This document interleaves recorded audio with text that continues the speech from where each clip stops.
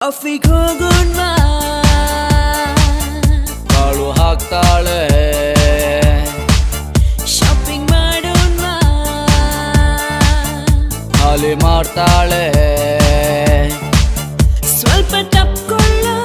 ಬಿಸಿ ಆಗುತ್ತೆ ದೂರ ನಿಂತ್ಕೊಳ್ಳೋ ಚಳಿ ಆಗುತ್ತೆ ಏನು ಮಾಡೋದು ಮುದ್ದು ಮಾಡೋಣ್ವಾ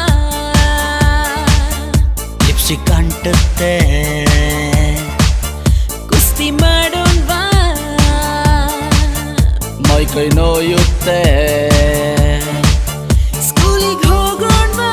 ಮೇಷ್ಟ್ರು ಬೈತಾರೆ ಮ್ಯಾರೇಜ್ ಆಗೋಣ್ವಾ